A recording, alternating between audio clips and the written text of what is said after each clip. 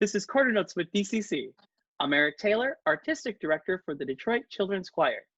The Detroit Children's Choir uses the power of choral music to foster musical excellence and build an inclusive community of creative, confident, and focused youth and teens throughout southeastern Michigan.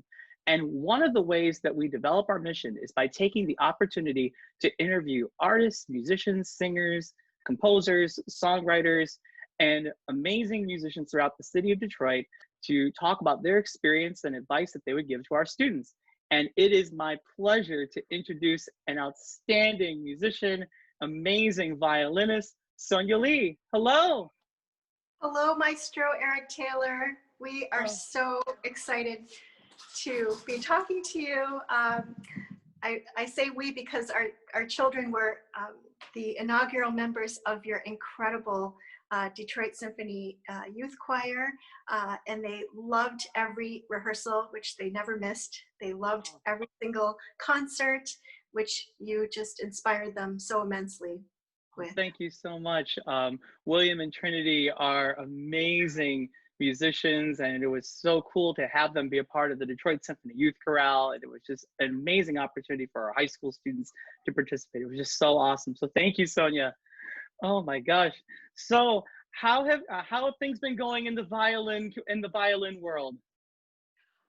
I've been having a wonderful experience despite a lot of the pandemic situations. I've been teaching my students online. Some of them actually started with me. They live in New York, and I still communicate with them via Zoom. I have several students, so it didn't really come as a surprise when they asked me to continue lessons online. But I've also been, to be truthful, inspired by the number of organizations that have been adaptable, especially the Detroit Symphony Orchestra, where we see our concertmaster, Kim Kennedy, acting concertmaster, playing outdoors, and Yes. Many chamber music concerts. But I think the most poignant are all the children choirs, and Detroit Symphony Youth Chorale is one of them, but also the ability to have this incredible community to continue fostering this musical inspiration that you have.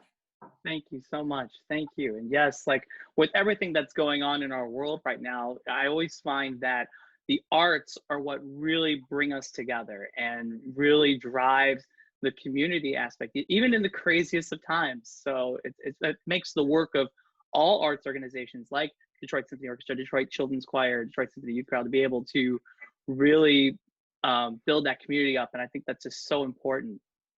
So huge. Absolutely. Oh my Yes. gosh. I'd also like to extend what you're also doing in terms of offering private voice lessons and voice lessons for the choirs. I think is so deeply moving for me as a teacher, educator, but also as a performer. In some ways, I've been seeing more students because they have been online. So it's less traffic in some ways, but of course it's not the same as playing together in person. But it's been wonderful. I had recently a situation that arose. I received a phone call from one of the film directors, whose name is Sam Cotty. If you remember, Governor Granholm initiated a Michigan film incentive, and this movie was called Raised Alone. It's about a violinist who's a child prodigy. And so they put it on Amazon Prime, and that actually started a conversation where I reached out to you and thought, it would be so great now that Trinity, our youngest, is almost in college. She's applying to colleges. So now let us put a project together where we could really focus all the efforts of what you're doing there at the Detroit Children's Choir and the Detroit Symphony Youth Orchestra and the Detroit Symphony Choir, Detroit Youth Choir. So I'm so moved by today's conversation, because I think Detroit really has one of the most preeminent voice ensembles right here in Orchestra Hall, led by you. So thank you so much. Thank you. I really appreciate it. And But it's just really great to really help in any way with the Detroit community and music and developing all that, and just having amazing musicians like you know, to be a part of that. It's just really awesome. So thank you so much. I really appreciate it. So in the world of, you know, violin, for those who don't know, Sonia is one of my favorite violinists of all time, an amazing musician. Like, we've had her for different concerts at an orchestra hall with the students, and she's played so brilliantly at all those. It's amazing. I was wondering, what inspired you to go into violin? Actually, it was a Pepperidge Farm German frozen chocolate cake. I tell this story to my students quite often. My father always played these old recordings of the Cleveland Orchestra with George Zell. And it was always with Beethoven's Ninth, and of course with the choir. I didn't understand what they were saying, but I would run around our tiny apartment, and my first teacher, Keiko Yamazaki, said, you know, I think you need to really center and start Suzuki violin rather than just listen to this music and have me play all the rhythms for you. And one day, my mom came home. She just received her driver's license, and she came home with a Pepperidge Farm German chocolate cake. And I thought, Ooh. okay, I am a huge cake fan. Like all TV shows, when you watch all those shows with Cake Wars, I love that show. It's so incredibly exciting to see Yes. people make these creations. So like the Beethoven Symphony, I thought, okay, I better start practicing and learning how to play the violin. And music was always around us. My father being actually in the medical community, he would listen to music when he came home, and he thought, as soon as he walked in, the kids need to listen to vocal performances. I would listen to, actually, his favorite singer was Luciano Pavarotti. So Yes. yes, he loved opera. He loved listening to Italian opera. And one day he said, Sonia, it would be my dream if you played in an orchestra someday. Don't worry about going into medicine. Don't be a cog in the wheel. Just focus on being the best musician that you can. And so my parents were very devoted. They also, excuse me, they also had me take the best lessons with the best teachers that I could have in the area, similar to Michigan and Detroit and Wayne State. So I was always around music, studying music. I played piano, violin. I also composed and learned about AP music theory in my high school. It was just a really wonderful atmosphere. And growing up around the Buffalo Philharmonic was critical, because Oh, yes. all their concerts, and I was in the youth orchestra.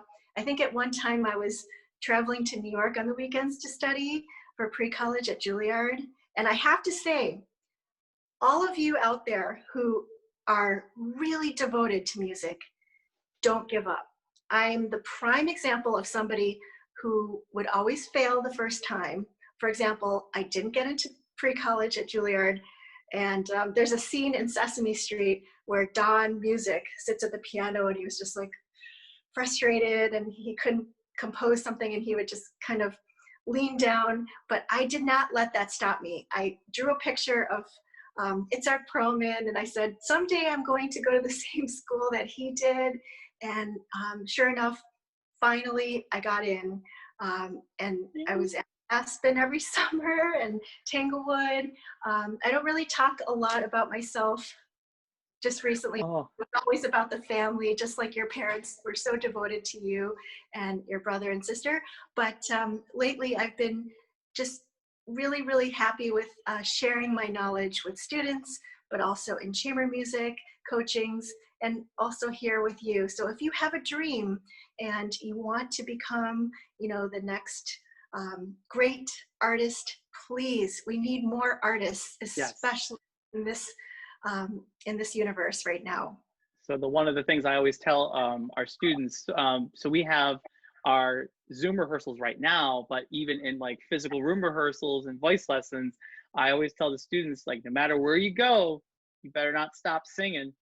You got to keep singing, keep going, keep doing music, keep studying, there's always something new to learn, and there's always ways to grow. And even if there's a no leads to a yes. Absolutely. I'm not sure if you can see me. I think your camera, there you are. Oh yeah, sorry about that momentary intermission. Yes, it's so true. When I was about 12, I studied, this is kind of a famous story, with somebody at the Royal Conservatory in Toronto. And Buffalo is very close to Toronto. And I used to have my parents, we had family, of course, in Canada. So we used to go there, and my teacher would say every week, okay, you're not ready for the Bach E major concerto after Suzuki, and you're not ready for this piece, and you know, the music maybe is a little bit out of tune. So I just remember thinking, thank you so much. I really appreciate your constructive criticism, because I'm going to work harder. And by the time the semester ended, he said, I compliment you for your pitch and your articulation, but you know, who knows if you're going to be a musician? And I said, thank you so much, Professor. But then on those long car rides back and through the US Customs, I always told myself, that's his opinion, but I'm going to do what I love and what is my passion, and that was playing the violin and being a musician. Yes. Amen. Oh my gosh.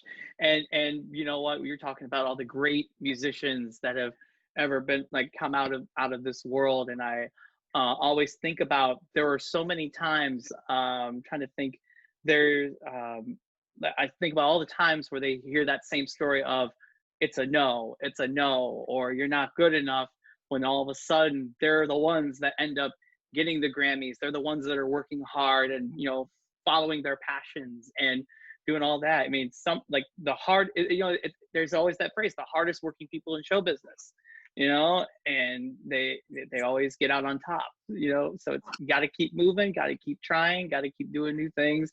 Don't be stale, you know, just don't get stuck in doing the same thing. Absolutely. That's one of the reasons why I think a lot of students these days sort of lose a little bit of their goals or their, I guess, their plans.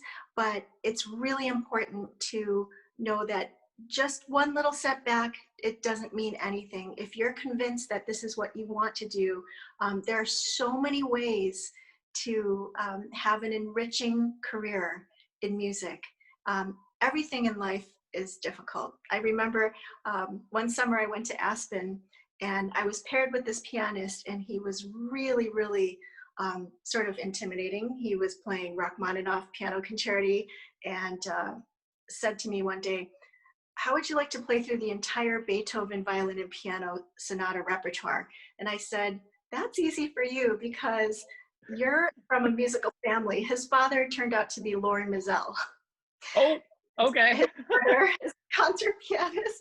At the time, I mean, he was so humble. He was a graduate of Harvard, and I didn't know, you would never know it. He was so humble.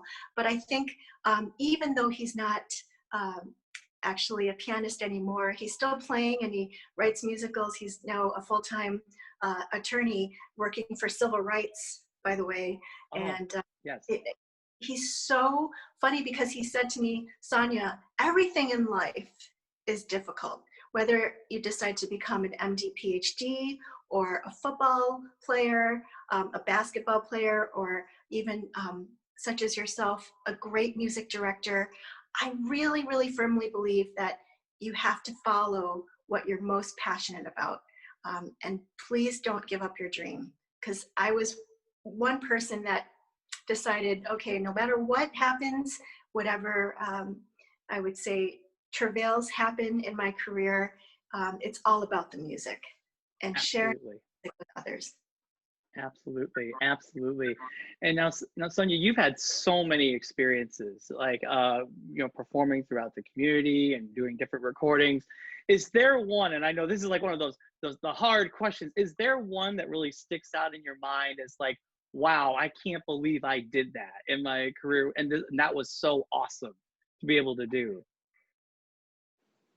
Well, yes, actually, this is kind of a personal story, but for years and years, for 6 seasons, I was with the Toronto Symphony in Canada, and actually, Gunter Herbig, who was our music director in 1993, he signed my first contract. But here's the catch: when I turned 20 and I was a junior, my parents said, okay, Sonia, you have a younger brother. It's time for him to go to college. So hopefully you'll get a job. And I know you want to go to Yale and do your master's and do all kinds of things, but everything sort of hinges on having that degree, yet you also have to provide for your family and get a paycheck. So to answer your question, I remember thinking, okay, I'm at Juilliard, I'm just gonna learn all this repertoire, but I didn't get past the first round when I was 20.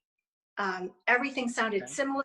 I thought, okay, I'm gonna play Don Juan as long as it's in tune, and then I'll just, put the other excerpts together. So I was really, really humbled when they didn't call my name past the first round.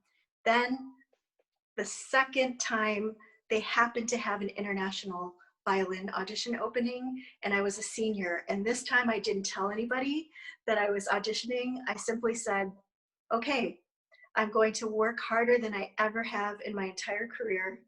And I'm just going to really, really make sure that I am ready.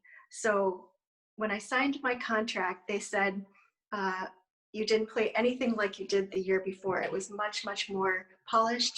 And we could tell you really listened to our comments. And that's another thing is if you're really devoted to your craft, whether it be in vocal training, piano, music theory, musicianship, songwriting, and singing, I would say just set your goal high.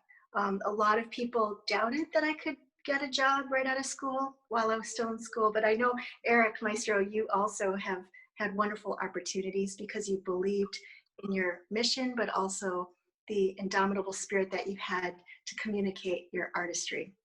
Oh, So thank that's you. Oh, wow. That's just so amazing. I mean, and just to go from that first point to the next and all the growth that happens in between. Like we always talk about that plan A to plan Z, like step 1 to step 100, but we always forget what's in the middle. And if we don't work towards those goals, it's like in building toward them, it's amazing, to make that happen. So we have our students that are going to be watching these interview videos. We also post them on our Facebook and YouTube links. So make sure you just subscribe to facebook.com/Detroit Children's Choir or anyway. I had to get that in. But as we're gonna have many students that are gonna be watching these videos, what advice would you give to any of our students that are gonna be watching as they continue their career in choir and music?